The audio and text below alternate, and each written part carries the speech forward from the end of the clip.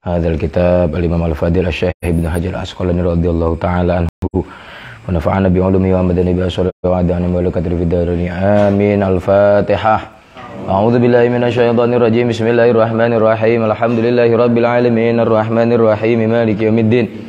Iyyaka na'budu wa iyyaka nasta'in. Ihdinas siratal mustaqim siratal ladzina an'amta 'alaihim ghairil maghdubi 'alaihim waladdallin. Amin. Bismillahirrahmanirrahim.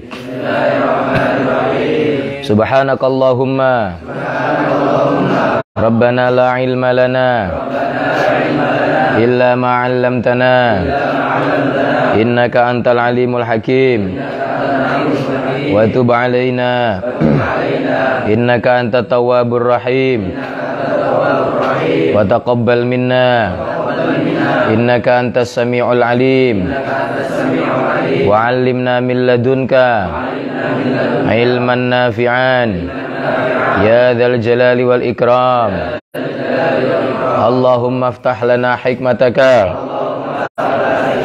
wanshur alaina rahmataka ya dzal jalali wal ikram. Bismillahirrahmanirrahim. Alhamdulillahirabbil alamin wassalatu wassalamu ala sayyidina maulana Muhammadin sayyidil mursalin wa ala alihi washabbihi ajmain. Qala al-mu'allif rahimahullahu ta'ala wa nafa'ana bi ulumihi wa amadana bi asrarihi wa a'ada alaina min barakatihi fid dharain amin. Bismillahirrahmanirrahim. Babul wudu'i, ay hadza babul wudu'i, adapun ini tuh bab menjelaskan wudu.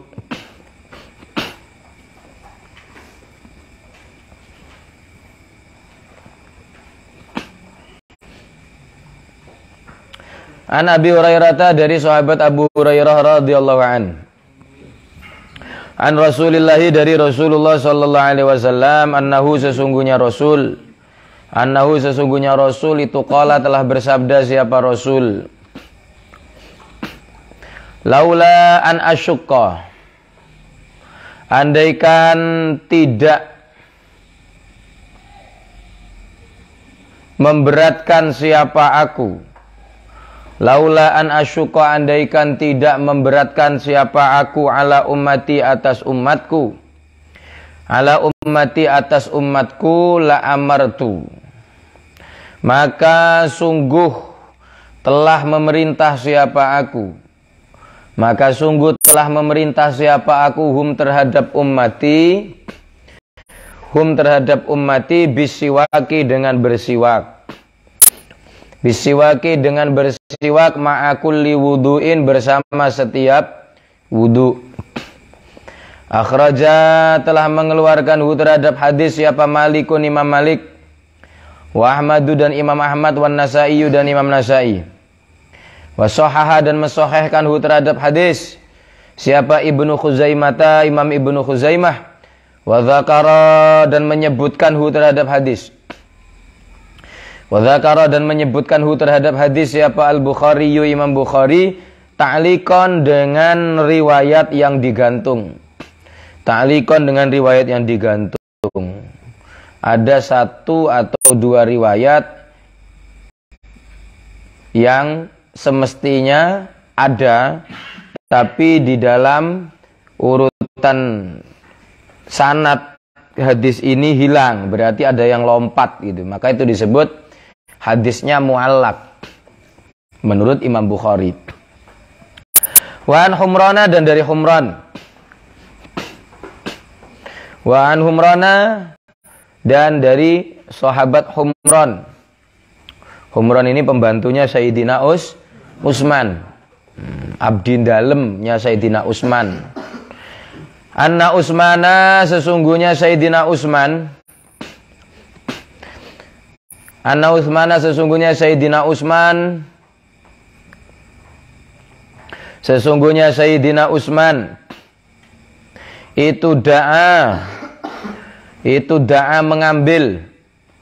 mengambil siapa Utsman biwuduin, dengan satu wudu. Da'anya bermakna menuju atau mengambil. Biwuduin, dengan satu wudu. Faghsalah, maka kemudian membasuh siapa Utsman wajahahu, terhadap wajahnya Utsman. terhadap wajahnya Utsman salasa marratin dengan 3 beberapa kali. Salasa marratin dengan 3 beberapa kali. Salah. Kafaihi, lompat saya. Kafaihi terhadap 2 telapak tangan Utsman. 2 telapak tangan Utsman salasa marratin dengan 3 beberapa kali. Sumatamat madho, kemudian berkumur siapa Utsman. Wastan syaqqa,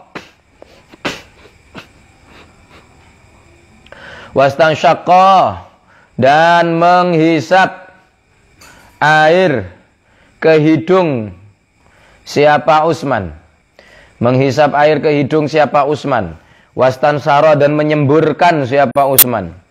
Wastan saro, dan menyemburkan siapa Utsman. Tsumma ghasala, kemudian membasuh siapa Utsman wajahahu, terhadap wajahnya Utsman. Wajahahu, terhadap wajahnya Utsman salasa marratin dengan 3 beberapa kali. Salasa marratin dengan 3 beberapa kali. Tsumma ghasala, kemudian membasuh siapa Utsman. Kemudian membasuh siapa Utsman yadahu, terhadap tangannya Utsman al-yumna yang kanan. Ilal mirfaqi, sampai dengan sikut. Dikasih dengan, bukan sampai, tapi sampai dengan. Ilal mirfaqi, sampai dengan sikut. Salasa marratin dengan 3 beberapa kali. Tsumal yusra, kemudian terhadap tangan yang kiri. Tsumal yusra, kemudian terhadap tangan yang kiri. Mithla dzalika, dengan seumpama itulah. Dengan seumpama itulah. Ilal mirfaqi salasa marrat. Tsumma masaha, kemudian mengusap siapa Utsman bira'sihi, dengan kepalanya Utsman. Bira'sihi, dengan kepalanya Utsman. Tsumma ghasala, kemudian membasuh siapa Utsman. Membasuh siapa Utsman rijlahu, terhadap kakinya Utsman al-yumna yang kanan. Al-yumna yang kanan ilal ka'baini, sampai dengan 2 mata kaki. Ilal ka'baini, sampai dengan 2 mata kaki. Salasa marratin, dengan 3 beberapa kali. Tsumal yusra, kemudian terhadap kaki kiri. Terhadap kaki yang kiri. Mithla dzalika, dengan seumpama itulah. Ilal ka'bain salasa marrat. Mithla dzalika, dengan seumpama itulah. Ilal ka'bain salasa marrat. Tsumma qala, kemudian berkata siapa Utsman. Tsumma qala, kemudian berkata siapa Utsman. Ra'aitu, melihat siapa aku. Ra'aitu, telah melihat siapa aku Rasulullah, terhadap Rasulullah sallallahu alaihi wasallam. Tawaddo'a, terhadap wudu siapa Rasul. Terhadap wudu siapa Rasul. Nahwa wudu'i, dengan seumpama wuduku ini. Dengan seumpama wuduku ini. Dengan seumpama wuduku ini. Hadza, yaitu yang ini. Hadza, yaitu yang ini wudu. Hadza, yaitu yang ini wudu. Muttafaqun alaih, al hadis muttafaqun alaih. Wa an aliyin, dan dari sahabat Ali radhiyallahu an, fi sifati wudu'i Nabi, di dalam menjelaskan sifat wudu'nya Nabi sallallahu alaihi wasallam. Qala, berkata siapa Ali. Qala, berkata siapa Ali. Wa masah, dan mengusap siapa Nabi. Wa masah, dan mengusap siapa Nabi. Bira'sihi, bira'sihi, dengan kepalanya Nabi. Bira'sihi, dengan kepalanya Nabi. Wahidatan, wahidatan, halnya sekali. Wahidatan, halnya sekali. Akhraja, akhraja. Wahidatan, dengan sekali. Akhraja, mengeluarkan, telah mengeluarkan hu, terhadap hadis siapa Abu Dawud, Imam Abu Dawud.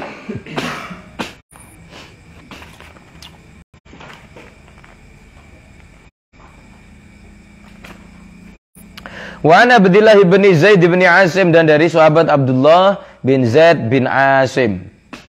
Sahabat Abdullah bin Zaid bin Asim, salah satu sahabat dari kalangan Ansar. Ansar berarti penduduk asli Madinah.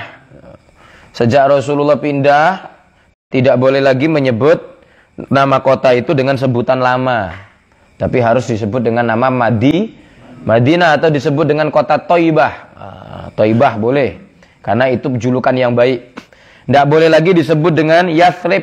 Nama asal Madinah sebelum Nabi hijrah itu adalah Yathrib. Kata Said Muhammad bin Alwi al-Maliki al-Makki, hukumnya bahkan sampai haram menyebut Madinah dengan nama Yathrib kalau sekarang. Tapi kalau menceritakan sejarah saja boleh. Tapi kalau sekarang menyebut Nabi dimakamkan di Yathrib, tidak boleh. Ya, tidak boleh. Meskipun dulu nama kota itu, nama tanah itu, nama negeri itu adalah Yathrib. Tapi setelah Rasulullah pindah, maka menjadi Madinah Al-Munawwarah atau Thaibah. Thaibah itu salah satunya, nama Thaibah, sebutan Thaibah itu juga diucapkan atau dikutip oleh Al-Imam Al-Bushairi di dalam penutupan Qasidah Al-Burdah. Fi Thaibatin haramu. Itu ada bahasa begitu. Fi Thaibatin wa ismuhu qasamun min a'dhamil qasami. Itu ada kan ujung-ujung berapa? 3 atau 4 bait sebelum penutupan nazm qasidah Burdah. Wa hadhihi gimana itu penutupannya? Wa hadhihi burdatun qad khutimat. Apa saya lupa itu. Ya, pokoknya 2, 3 atau berapa nazm sebelumnya itu ada Imam Bushairi menyebut nama Madinah dengan sebutan Thaibah. Thaibah itu artinya tanah yang bagus. Dari kata thayyib, tanah yang bagus, bisa bermakna tanah yang harum. Itu kenapa? Karena tanahnya Madinah itu ada keramatnya, ya. Ada keramatnya. Saking keramatnya Rasulullah itu pernah ngobatin luka sahabatnya hanya dengan mencampurkan ludah beliau dengan tanah kota Madinah, kemudian dioleskan ke luka sahabat itu. Setelah tanahnya dihapus, lukanya hilang. Sembuh total seperti tidak pernah luka. Salah satu mukjizatnya Rasulullah yang menggunakan media tanah kota Madinah untuk sebagai syifa atau obat.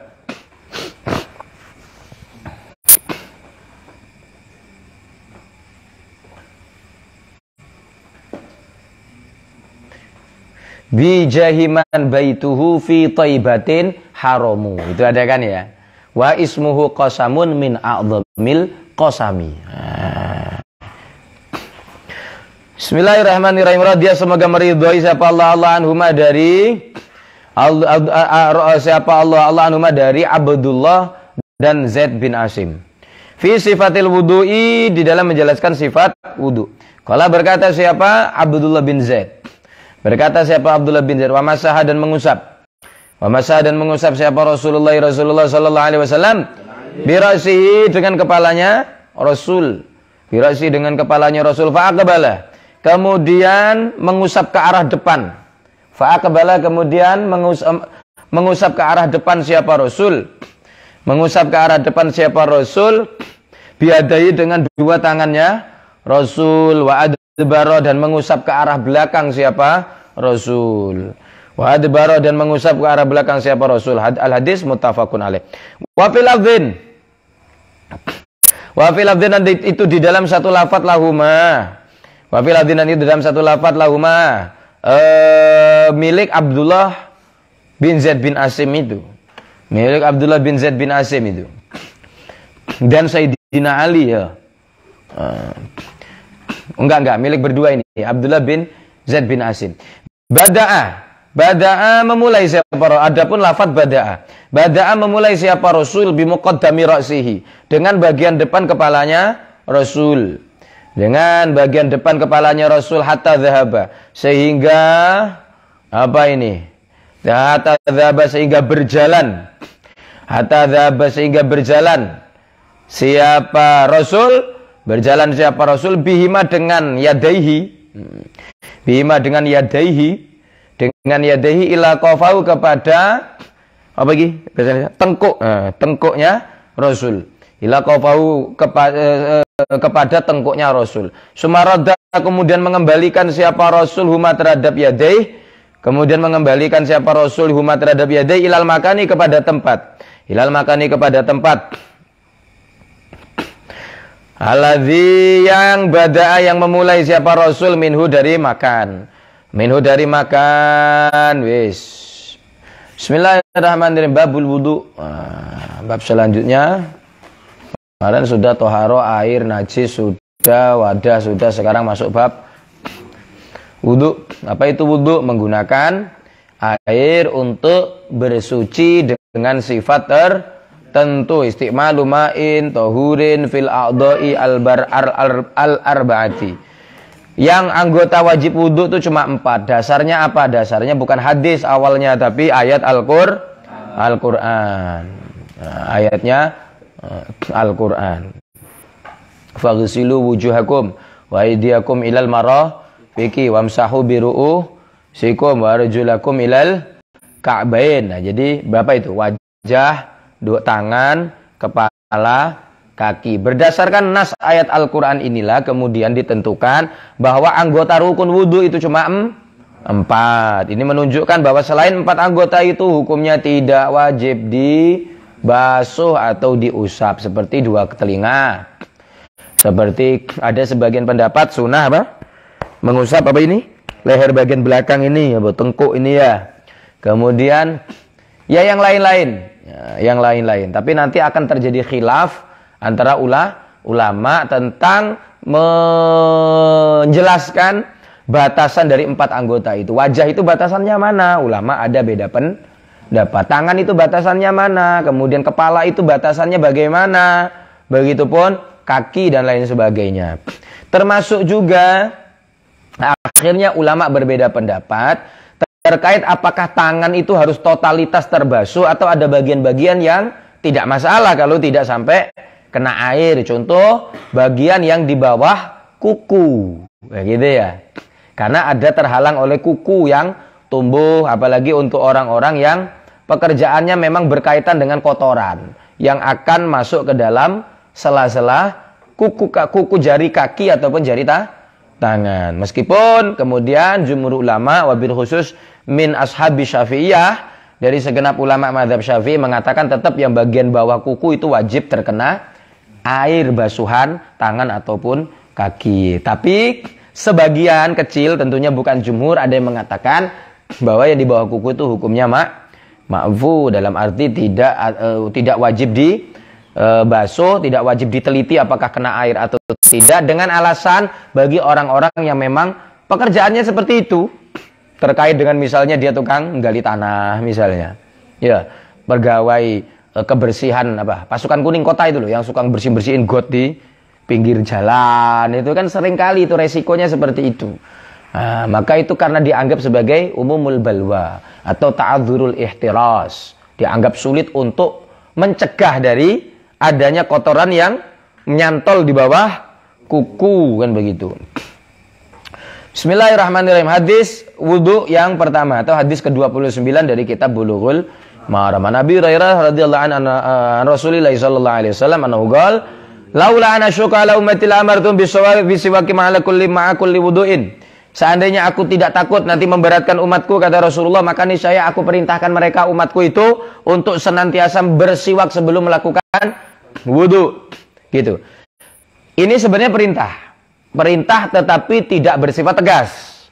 Perintah tapi tidak bersifat tegas. Karena ini perintah yang tidak bersifat tegas, tentunya muatan perintah itu tidak bisa sampai kepada hukum wajib.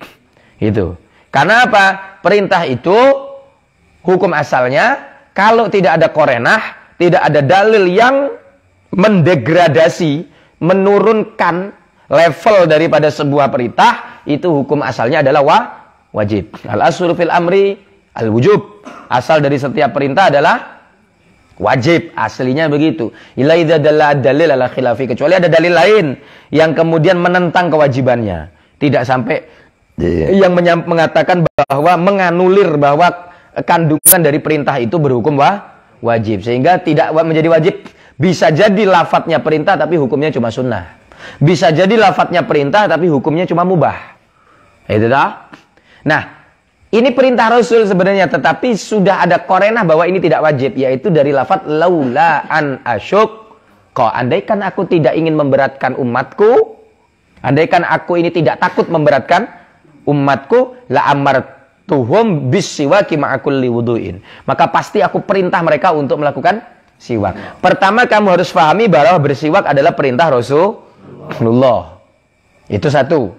Kedua, tetapi perintah ini kandungan hukumnya tidak sampai kepada hukum wajib karena levelnya oleh Rasulullah diturunkan sendiri perintah itu, yaitu dengan lafadz korenah laulaan asyukko. Oh begitu, berarti Nabi karena tidak ingin memberatkan, ya perintahku ini juga tidak harus Kan. Oleh karenanya ini kemudian menjadi dasar bahwa bersiwak menjelang wudhu atau sebelum masuk kepada rukun wudhu membasuh wajah itu hukumnya adalah sunnah. Tapi sekali lagi sunnahnya siwak ini sunnah yang tidak remeh-remeh, sunnah yang sangat besar sekali. Bukan hanya besar pahalanya, tapi juga besar keutamaan dan fadilah serta faedahnya. Bahkan kalau saya tidak salah ingat di dalam kitab Taqrirat Sadidah ya, yang ditulis oleh Habib Ali Baharun, pengasuh pondok pesantren Dalwa 3 yang di Pasuruan itu, beliau karena murid daripada Al Habib Zain bin Ibrahim bin Semit mengumpulkan seluruh keterangannya Habib Zain bin Ibrahim bin Semit pada waktu ngajar fikih. Dikumpulkan bahwa dijelaskan di situ wa ausalahul ulama ila sab'ina fadail. Jadi sampai-sampai ulama itu sempat mengatakan bahwa fadilah keutamaan bersiwak itu kurang lebih bisa sampai 70 keutamaan. Yang paling masyhur adalah satu, menguatkan gigi dan gusi. Kedua, menguatkan daya ingat dan daya hafal serta kecerdasan otak. Ketiga, menguatkan memfasihkan lisan. Kamu kalau qiraati belibet banyak-banyak bersiwak. Ya. Kalau ngaji Quran seneng ngelibet mulut itu, suka nyerimpet, ngucapnya susah, atau ngafalkan alfiyah, ngafalkan imriti, ngafalkan nazam kok agak blebet itu, susah melafalkan, banyaklah bersiwak. Termasuk kata ulama di antara fadilah yang utama dari siwak memudahkan naza, dicabutnya ruh, memudahkan tashilu naz'ir ruh, memudahkan dicabutnya ruh kepada saat kita sakaratul maut, meninggal dunia, bahkan menghantarkan kepada husnul khotimah, memudahkan lisan mengucapkan la ilaha illallah ketika akhir hayat. Itu salah satu fadilah yang utama. Sisanya banyak banget. Termasuk yusoffil wajah, mengglowingkan wajah. Wah. Jadi kamu nggak perlu pons, ya, nggak perlu skincare, ya, nggak perlu ke salon. Makanya kamu lihat, mohon maaf, kiai-kiai, ulama-ulama, habaib itu glowing kan? Iya, glowing kenapa? Tidak lepas siwak. Glowing itu tidak harus putih, bro. Hitam tapi dia tuh cerah gitu, bercahaya, nyeneng gitu. Sedep. Ya itu. Kayak lihat mobil Mercy warna hitam gitu. Ya hitam, tapi melihat tuh kinclong gitu lah. Kinclong gitu. Jadi salah satu fadilah siwak itu yang nggak banyak ngerti, yusofil wajah. Mencerahkan, membersihkan, membuat glowing wajah. Nah, oleh karenanya ulama kemudian sepakat bahwa hukum siwak itu adalah sunnah, hukum asal. Tetapi bisa berubah hukum siwak menjadi 5 hukum. Ya, yang hukum pertama tetap sunnah. Bisa menjadi wajib. Kapan wajib? Kalau dinazarkan. Salah satunya, aku kalau kaget bisa bangun tahajud, aku misalnya, ini contoh ya, berjanji kepada Allah. Kata-kata berjanji kepada Allah itu tandanya nazar akan bersiwak ketika bangun tidur. Gitu. Maka hukum siwak yang tadinya kalau bangun tidur sunnah muakkad, gitu. Siwak itu sunnah, tapi dalam 3 keadaan hukumnya menjadi lebih sunnah. Ketika mau sholat, ya, ketika setelah diamnya mulut dalam waktu yang lama, ketika bangun tidur. Ya. Tetapi kalau dinazarkan seperti contoh saya tadi, hukumnya berubah menjadi wajib. Kedua, hukumnya bisa menjadi makruh. Ya. Hukumnya bisa ketiga, ding, sunnah. Apa tadi? Wajib, makruh. Hukumnya bisa menjadi makruh kalau bersiwak itu dilakukan pada waktu bulan Ramadan setelah zawalus syams, setelah masuk waktu zuhur. Tidak lagi sunnah siwak di situ. Hukumnya menjadi makruh. Keberapa ya? Berapa itu? 3 sudah ya. Hukum siwak yang keempat khilaful aula. Khilaful aula itu serupa makruh, cuma bedanya sandaran dalil. Gitu. Kenapa? Biasanya kalau khilaful aula itu dalilnya dalam bentuk nas. Makruh itu dalam bentuk nas atau menyelisihi sunnah itu makruh. Tapi kalau khilaful aula tuh hukumnya lebih banyak kepada hukum adi, hukum akli, atau hukum logika saja kok ketoknya gak enak. Kalau dilihat gak pantas, saru gitu, gak cocok gitu, gak enak gitu.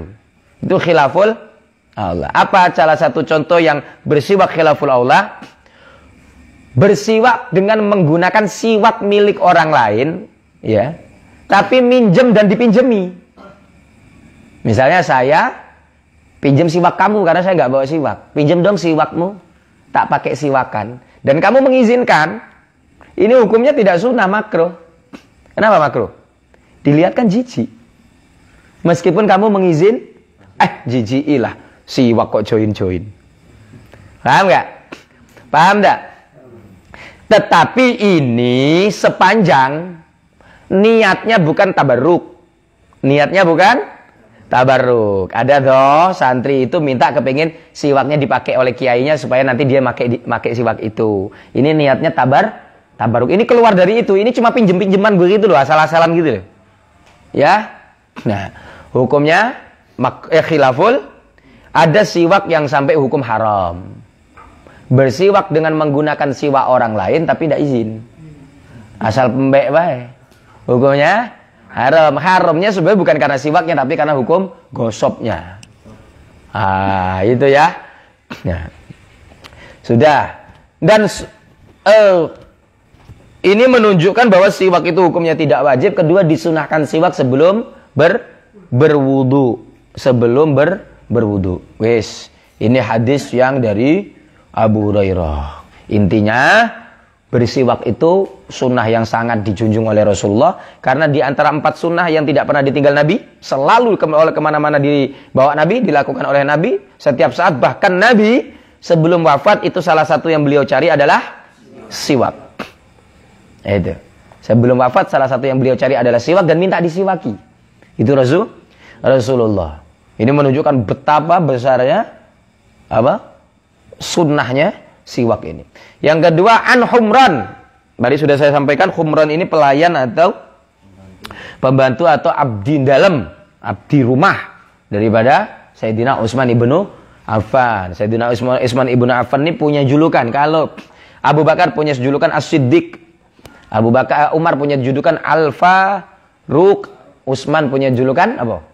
Dzun Nurain.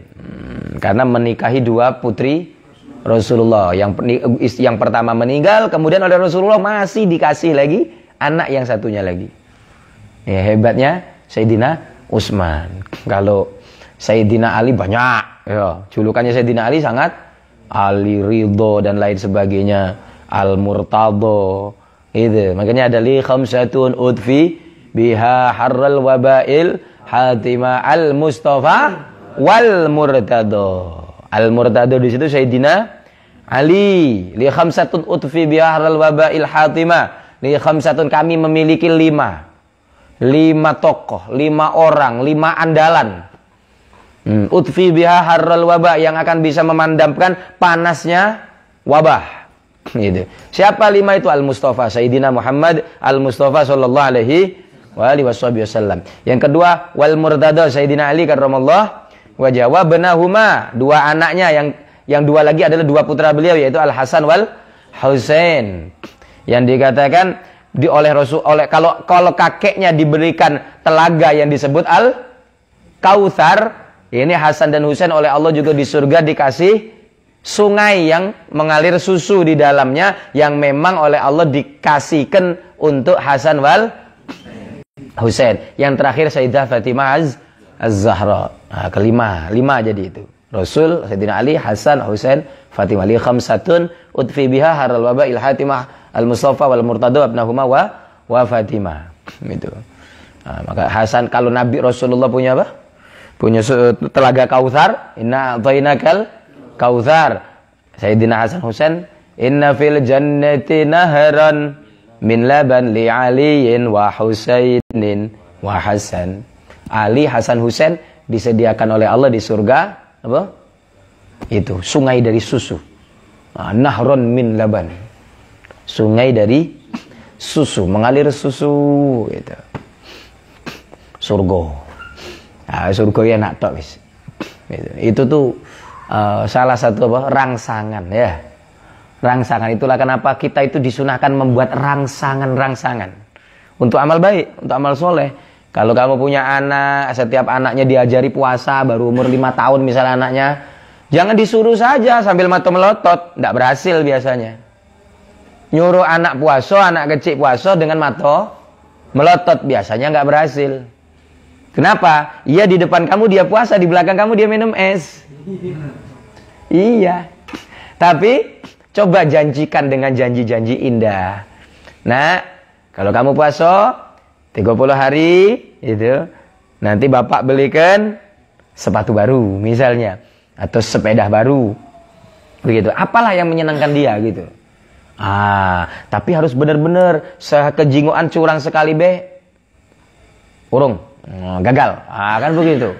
Ini stimulus yang mengajarkan memberikan rangsangan, bukan siapa-siapa tapi Allah Subhanahu wa taala. Allah tuh menjanjikan surga di Al-Qur'an tuh sedemikian apa bagus-bagusnya gitu ya. Jannatin tajri min tahtihal anhar khalidina fiha abada, kan begitu. Radhiyallahu anhum wa radu an, dan seterusnya dan seterusnya. Betapa surga itu begini. Ada kenikmatan yang tidak pernah dilihat oleh mata, tidak pernah terdengar oleh telinga, bahkan tidak pernah terbersit di dalam hati seorang manusia manapun. Saking nikmatnya surga. Jadi kalau kamu ditanya surga itu bagaimana, surga itu pokoknya nikmat tegi mbuh ngono tok. Nikmat tegi mbuh gitu. Kenapa? Ya siapa yang bisa menerangkan surga? Wong ma ainun nadharat, ma ainun ra'at, tidak ada mata yang pernah melihatnya. Wa ma wala udhunun sami'at, tidak ada telinga yang pernah mendengarnya. Wala khatara fi qalbil bashar, tidak pernah ada kerentek atau bersitan di hati manusia manapun. Sehingga dugaan kenikmatan surga yang pernah kita duga itu pasti salah. Salahnya bukan berarti tidak nikmat. Nikmatnya itu lebih-lebih lagi gitu loh. Itu surga. Nah, surga itu paling utama ditempati oleh umatnya Nabi Muhammad sallallahu alaihi wasallam. Umat-umat yang lain nanti iri, protes, tidak bisa. Kenapa? Loh, memang galau-galau ini kuciptakan kan karena Muhammad. Semua kuciptakan dari nur Muhammad, kok mau protes? Mau protes, kamu hidup pun ya dari nur Muhammad kok kamu protes? Maka biarlah Muhammad yang duluan bersama umatnya. Tuh enaknya jadi umat Nabi. Muhammad datang boncetan masuk duluan. Datang boncetan masuk duluan. Tapi yang paling celaka adalah ya umat Muhammad juga yang tidak mendapat ridha dan syafaat dari nabinya, yang mengecewakan nabinya. Itu yang paling celaka. Salah satunya siapa? Yang tidak puasa di bulan Ramadan. Itu dalam riwayatnya Ka'bul Ahbar, ada orang yang dicambuk oleh malaikat dari padang mahsyar, digeret sampai depan pintu neraka. Kemudian ketahuan Rasulullah, oleh Rasulullah, nanti malaikat-malaikat itu umatku, ya umatmu Nabi, ngapa dicambuki model itu? Dia ini memang pantasnya masuk neraka nanti. Aku ini kan Rasulullah dan dia umatku. Aku ingin memberikan dia syafaat. Kata malaikat, kaget dulu, jangan disyafaati dulu. Kamu kan belum tahu dosanya apa. Itu. Apa nih dosa umatku yang kamu cambuki ini? Sebab itu umatnya selalu berkata syafi'ni ya Rasulullah. Syafi'ni ya Rasulullah, tolongi aku Nabi. Wahai Rasul, tolongi aku, berikan syafaatmu. Ditanya kepada malaikat, memang apa dosanya? Nabi, sesungguhnya dia adalah musuh bulan Ramadan. Orang ini berani musuhan dengan bulan. Maksudnya dia tidak puasa di bulan. Apa Nabi? Oh, kalau cak itu angkat tangan aku, kata Nabi. Aku enggan nyafaati orang yang musuhi Ramadan, yang tidak puasa di bulan Ramadan. Jadi macam-macam kamu, hati-hati yang sengaja tidak puasa, itu. Ya? Di pondok puasa, di rumah tidak. Itu naudzubillah.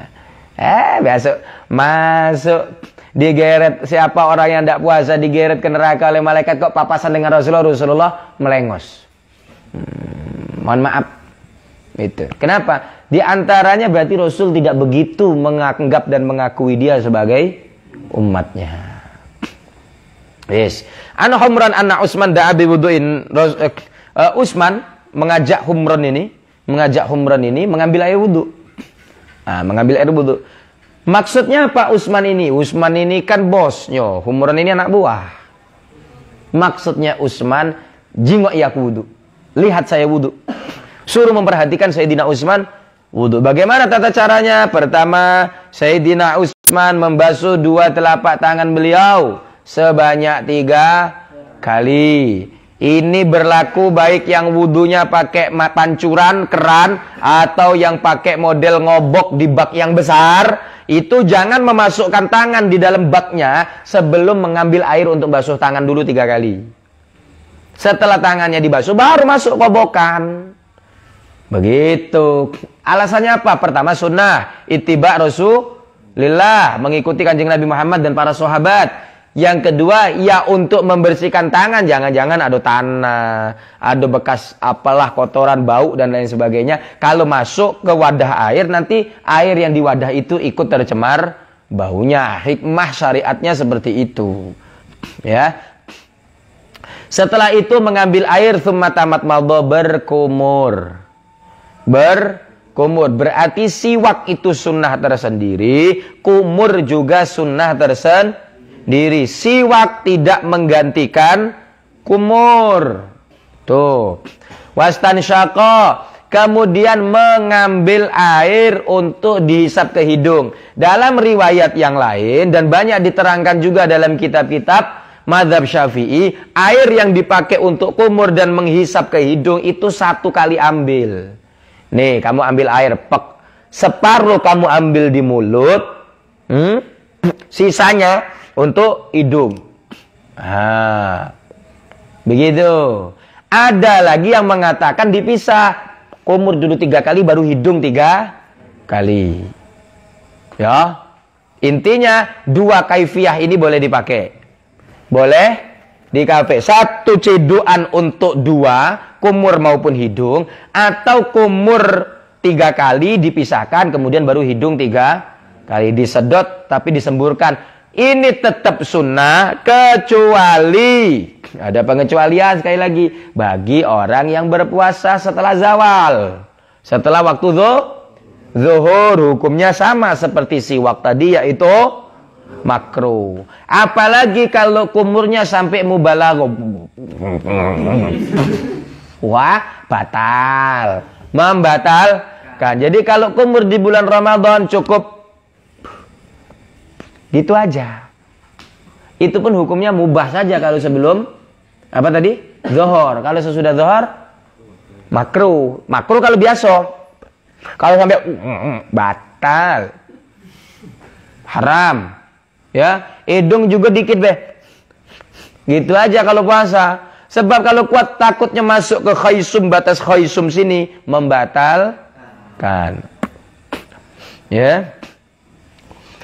Kemudian ghasala wajahu salasa marrat. Setelah 3 sunnah itu dilakukan, baru kemudian beliau membasuh wajahnya 3 kali. Dimulai sunnahnya dengan wajah yang bagian atas, piok, baru kemudian meratakannya ke arah bawah. Jangan dibalik, dagu baru ke pucuk, tapi kening baru ke bawah. Wajah, termasuk batasan wajah yang harus dibasuh adalah selipan tempat keluarnya tai mata ini, kotoran mata, apa ketek, apa belek. Nah, iki. Kalau ada orang wudhu, habis wudhu masih ada beleknya di pojokan ketaro, berarti airnya tidak nyampe situ. Maka berarti wudhunya belum sah. Paham? Belum sah. Itu apakah harus mengulang wudhu? Enggak. Ini kalau orang nggak ngerti, kurang sedikit ngulang. Padahal cukup apa? Membasuh yang tidak kena air itu saja tadi. Tsumma ghasala yadahu yumna ilal mirfaq. Kemudian membasuh tangan kanannya sampai dengan sikut. Berarti hukum mengikutkan sikut itu wajib, bukan? Jadi sikut itu bukan batas, tapi sikut termasuk ikut kena dibasuh. Maka lewatkan. Basuhnya lebihkan agak banyak, tidak apa-apa sampai ke lengan atas. Itu. Kenapa di antara barokahnya orang yang melebihkan basuhan wudhu itu nanti bangkit dari kubur ketika hari kiamat dalam keadaan ghurran muhajjalin.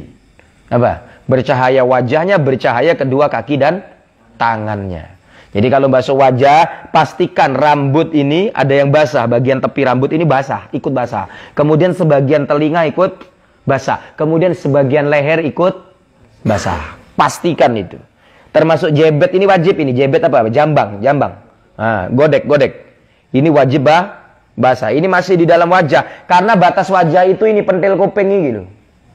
Ini batas wajah pinggir. Tulan wa ardon. Ardonnya ini pentil apa?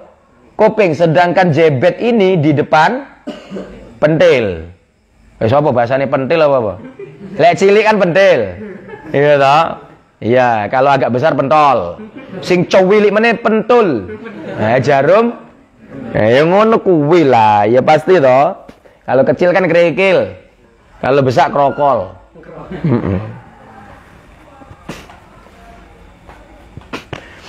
Kalau kecil kan bentil. Ya. Kalau besar bentol.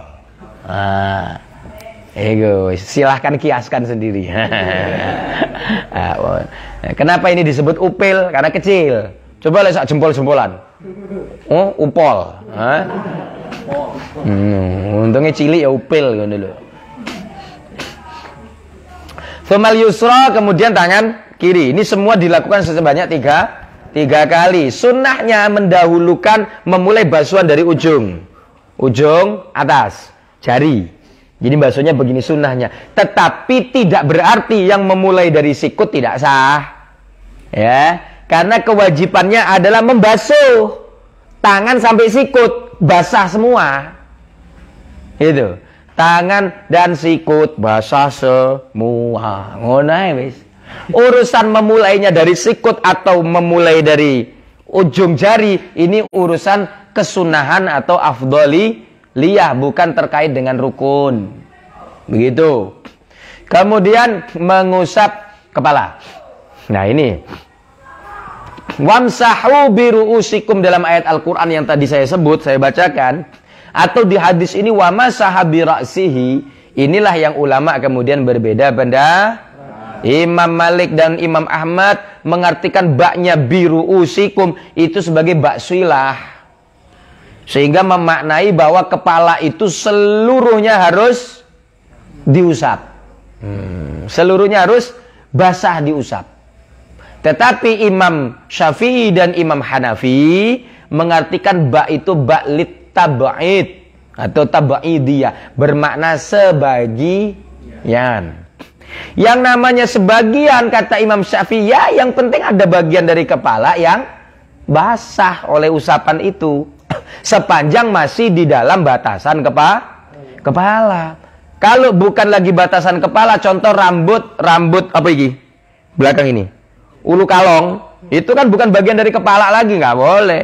Atau rambut yang menjuntai ke depan, itu juga karena keluar dari batas kepala juga tidak boleh. Tapi rambut yang di tengah-tengah sini, di atas ubun-ubun itu hukumnya sah. Walaupun satu lembar, satu helai. Tapi kalau Imam Hanafi beda. Yang dimaksud mengusap sebagian itu harus seperempat kepala atau satu telapak tangan, ini dianggap seperempat kepala. Oh no. Imam Hanafi. Ya. Kalau kita ini ikut Syafi'i, itu tidak usah ikut Hanafi. Ya, kalau usah ikuti Hanafi, ikuti Syafi'i. Syafi'i wis tamat. Saya sing mondok Hanafi. Iya. Wes. Kemudian thumma ghassala rijlahu yumna ilal ka'bain. Ini sama dengan tangan tadi ya. Kalau tangan itu harus mengikutkan sikut, maka ketika membasuh kaki harus mengikutkan dua mata kaki, ka'bain, polok loro. Sumal yusra, kemudian begitu juga kaki kiri, semua dilakukan 3 kali. Apa kata Utsman setelah itu? Ra'aitu Rasulullah tawadda'a nahwa wudu'i hadza. Inilah kamu lihat ya. Inilah yang kamu lihat ini sekarang, kata Utsman kepada Humran, inilah wudu yang aku lihat dilakukan oleh Rasulullah sallallahu alaihi wasallam. Jadi apa yang kulakukan ini serupa dengan apa yang kulihat dari Rasulullah. Ini versinya Sayyidina Utsman. Ada yang janggal enggak? Versi Sayyidina Utsman ada yang kurang enggak kira-kira? Ada, tidak adanya mengusap telinga. Tidak adanya mengusap telinga. Yang dicontohkan oleh